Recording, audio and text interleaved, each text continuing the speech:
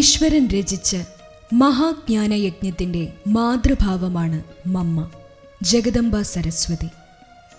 ഒരേ സമയം ഗംഭീരതയുടെ മഹത്മൂർത്തിയും ലാളിത്യത്തിൻ്റെ പ്രത്യക്ഷ പ്രമാണവുമായിരുന്നു.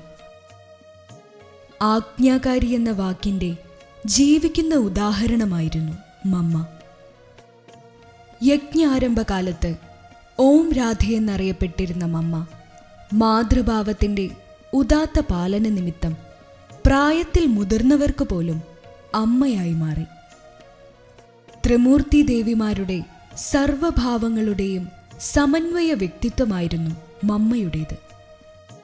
അനന്യസാധാരണമായ വ്യക്തിപ്രഭാവവും തപസ്സും കർമ്മകുശലതയും കൊണ്ട് ഒട്ടേറെ വിശേഷണങ്ങൾക്ക് പാത്രമായിരുന്നു മമ്മ. 17-ാം വയസ്സിൽ ആത്മീയ ജീവിതം തിരഞ്ഞെടുത്ത് ശുഭ്രവസ്ത്രധാരിണിയായി യോഗി ജീവിതത്തിലേക്ക് പ്രവേശിച്ചു. ഉദാത്തമായ ത്യാഗവും തപസ്സും സേവനവും. വിശ്വമംഗളത്തിനായി മമ്മ തന്നെ പൂർണ്ണമായും സമർപ്പണം ചെയ്തു. ഓരോ ഉത്തരവാദിത്വവും കർമ്മഭാരം ചുമക്കാതെ കർമ്മേന്ദ്രിയജീത്തായി നിപുണതയോടെ നിർവഹിക്കുന്നതിൽ സമർത്ഥയായിരുന്നു മമ്മ. ഈശ്വരന്റെ ഉപകരണമാണ് താൻ എന്ന ഭാവമായിരുന്നു സദാ മമ്മയ്ക്കുണ്ടായിരുന്നത്. സ്നേഹത്തിന്റെ ശക്തി കൊണ്ട് സർവരുടെയും ഹൃദയത്തെ ജയിച്ച മഹായോഗിനിയാണ് മമ്മ.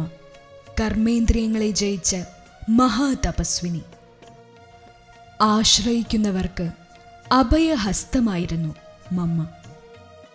തെറ്റുകൾ ചെയ്യുന്നവർക്ക് സ്നേഹം നിറഞ്ഞ യുക്തികൾ കൊണ്ട് മാർഗദർശനം നൽകി.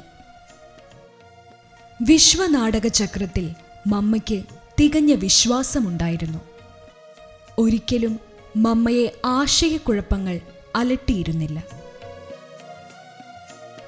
ഈശ്വരീയ ജ്ഞാനത്തെ വീണാനാദം പോലെ മധുരമായി പകർന്നു നൽകുന്നതിൽ വിദഗ്ധയായിരുന്ന മമ്മയ്ക്ക് വീണാവാദിനി ജഗദംബ സരസ്വതി എന്ന പേര് അന്വർത്ഥമായിരുന്നു.